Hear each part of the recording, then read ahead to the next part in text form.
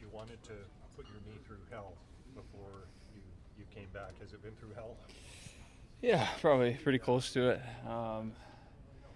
Yeah, I mean, it's just about getting that consistent practice time. I mean, it's been a little tough just with the schedule. The guys have been playing a lot of games, so just trying to find that time and on the road trip back to back there, and then a couple afternoon games. So not a lot of team skates, but that's just the nature of the schedule. So it's just about managing that and finding times where I can kind of get to consistent reps and practice and things like that.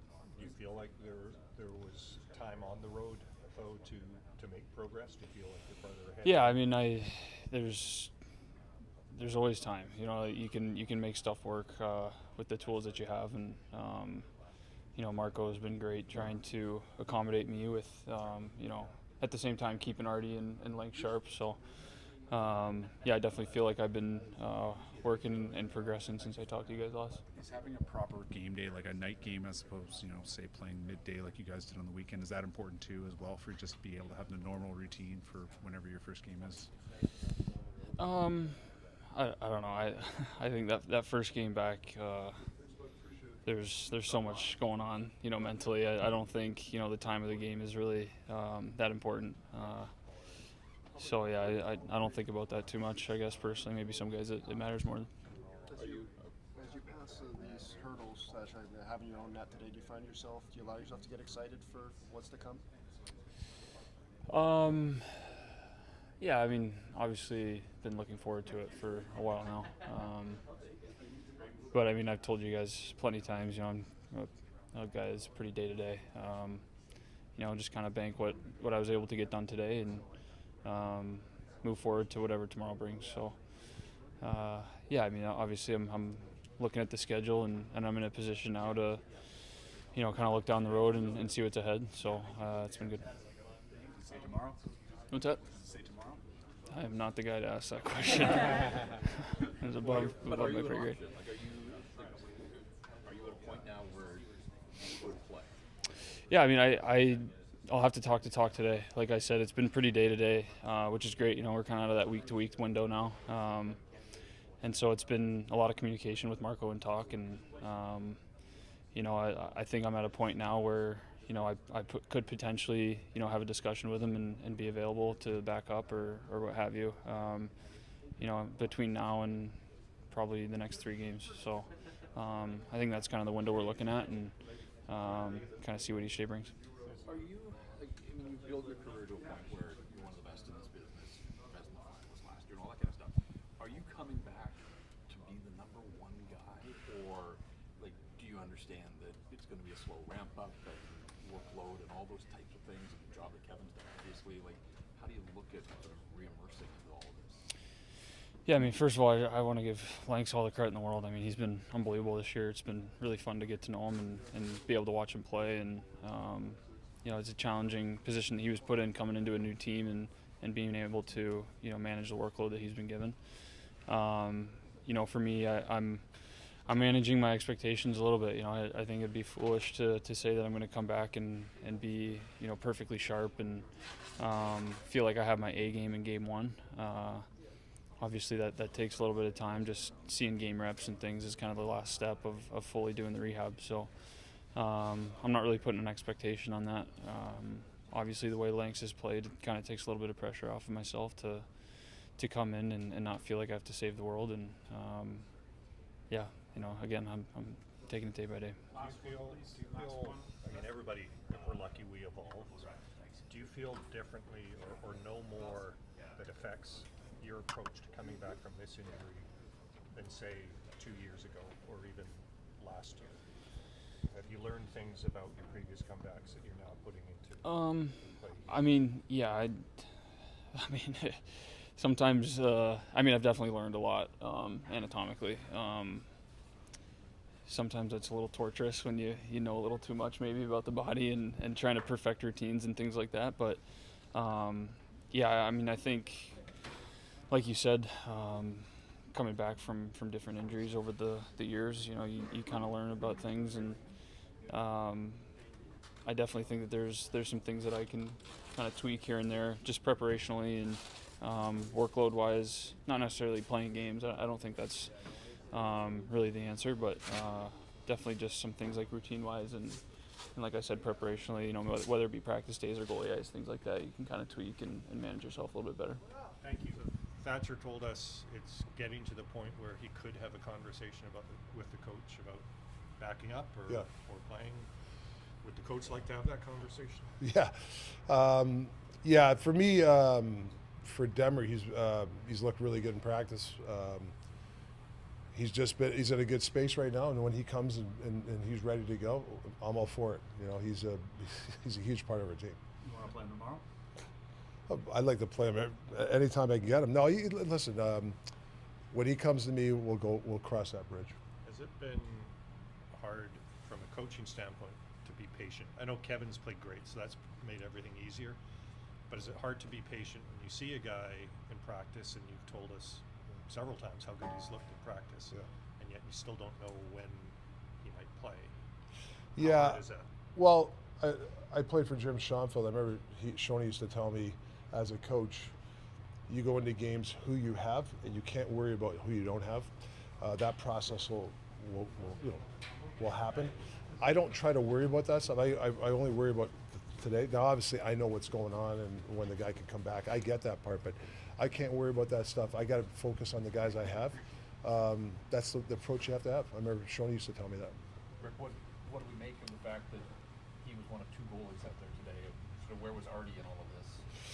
Yeah, well, you listen, when a guy's getting close, you want him to have the net. Obviously, Lanks, you give him the net. So I think when you have 3 goalies, Marco can work on them early. You don't want a steady diet of it. We're going to have to figure something out after that. But for now, short term, Demmer's got to have the net, a full practice of the net. We can't have him sharing the net. And Lanks. Quinn today? Maintenance day. That was my decision, not his. He felt he could practice, but I wanted him off today. I know that there's a lot of voices on a decision as important as when Thatcher might come back, but ultimately, is it up to him once medical people say he's okay, which I presume they've said because he's been practicing a while? Is it up to him to come and tell you, I'm ready to go? Yeah, I think it's individual based. From my experience, Thatcher's not a guy that he knows his body. His work ethic is next to none that I've ever coached. So he has a latitude for me as some guys you have to push. I don't think you push him. He's going to, trust me, he wants to play. So when he comes to me and he's ready, he's ready. So that's the way I approach it with Thatcher. Rick, when you look at this team, the discrepancy between the home and the road, how do you explain it? Yeah, I think it comes in your head now. I look at our home record, and I was pissed a couple, you guys know 3 weeks ago. There's been pockets of our game not good, but there's been some good stuff. So we were a good home team last year. So I think it's in some of our head a little bit. Maybe it's some preparation. We got to adjust. Maybe it's on me to switch some things I told you guys about. I don't want to make it a big deal of it. It's what are we, 3-5-2 or something like that. It's is it a big enough sample size? Yeah, but I don't think it's a concerning where we're going into Columbus. Oh my God, we better play well. It's a home game. I think I don't want that in the guys' heads. I just want them to have them in the identity that we've started to create here the last 5-6 games. The same at home. Is it important to have some success on this road trip just so that it doesn't get into guys' heads? Well, I think this road trip, so we had some key guys that played some, key moments for us. We had good goaltending. We were behind. We came back. We were ahead, and we had kept. There's a little bit of everything. Does that help coming home? Yeah, because if we can have that same mentality at home, you have a better chance of winning.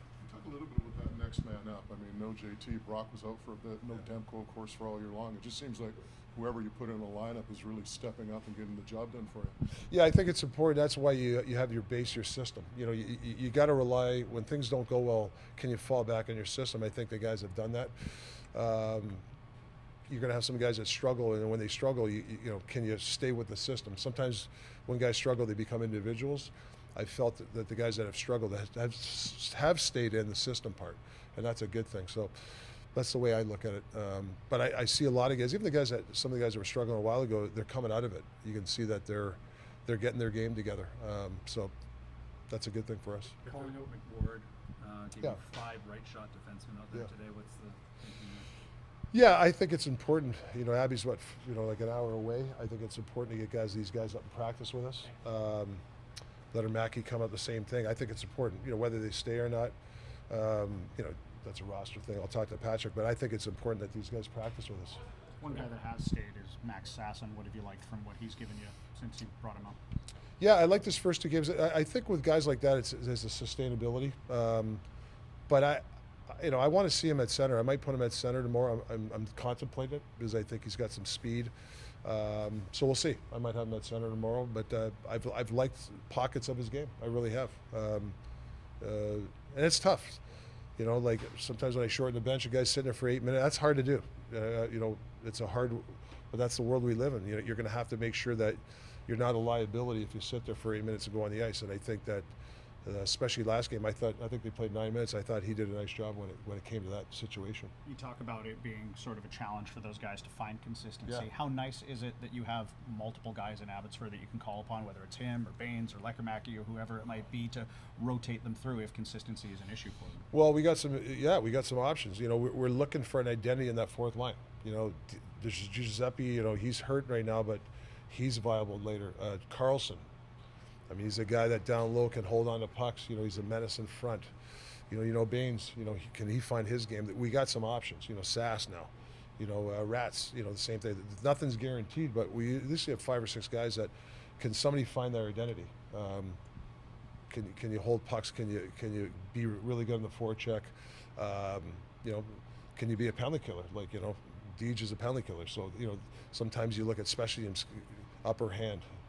Letter Mackey, if he gets caught, he's a power play guy. So these are the things you got to look at. That's part of their identity. So when you come back from a long Eastern road trip like that, what are the challenges for guys in terms of readjusting and all of that? How hard is that? It's hard. It's a mental thing for me, though. It told the players today, we got to play uncomfortable tomorrow. You know, I thought it's the typical coach's handbook. I practiced the first 20 was a little sloppy. And you know, it's kind of, and my point is, why does it have to be sloppy? So I think it's preparation. So we were warned, you know, we got to be ready tomorrow. You know, we're playing a team that's really good off the rush. So make sure you're ready to play. We can't wait till the second period to get going. So it's a mental thing. As a coach, though, do you have to readjust things in practice for the first couple of days? Yeah. Whether you back off, whether my day tomorrow, how much video to show, how much not, individual meetings. I think I got to switch it up too. I can't keep doing the same thing because, you know, I think it's important that these guys get something different, and it's up to me to help them out. Sorry. Oh no, you're right. That was bad. Yeah. Sorry, Trevor. That's good. Other than Quinn, Lankinen would probably be your MVP. So what happens to him when Thatcher comes back? Well, it's a good problem to have. You know, we got a lot of games. There's going to be some lots of time for whoever in the net. But you know, I don't even think of that right now. I just think I'm like Lanks. You just think of the game. You know, I know we play Columbus. That's all I think about. He's playing, and we'll worry about that one at the bridge when that happens. Where would you be without him? I don't know. All I know is he's sitting out a week before camp and couldn't, you know, whether he couldn't get a job. I don't know. I actually don't know the situation. All I know is that he's a fun guy to coach. The players love him. He's added a lot of character in that room too. Obviously his play has helped, but obviously he's a character guy. There was a report out this morning. Sorry, there was a report out this morning that JT is back skating. Can you confirm that? And is there any? Yeah, he's skating. Yeah. Here. He's been skating. Yeah. I mean, you know, like Jim said, it's you know, it's between JTs. There's privacy and all that stuff, and I've talked to him, so we have a plan, and that's it. That's really what it's up to. Switching pages for a moment, 4 Nations face-off rosters came out. Yeah. As an assistant coach with the Canadian crew, what do you make of that roster? Well, I think it's a great roster. I mean, you know, there's always a couple of guys that you know that get snubbed, and it's the same. The Americans, you can say that Finland. You know, it's. I was in those meetings trying to pick guys. It's tough because you're nitpicking over great players. So it's it's going to be fun. It's going to be really fun. Can't wait. Did you have a role yesterday? Did you get to call anybody, or What's how did that? yesterday go for you in terms of the announcement? Was it We had a bunch of Zoom calls last week or 2 weeks ago, So we knew the team about a week ago. I think we had this. They announced it, but I think 5 days ago was the. But and the good thing about it, I mean, there's some good debates and arguments. It was fun to be part of that process, and you know, it was just fun. It was for that experience for me. Tough to keep that secret. What's of that? Who was on the roster? Yeah, it was. Yeah, Coop threatened me. So he threatened all of us, but yeah, I think it got out a day early. So I texted him. I blamed him. So, but yeah.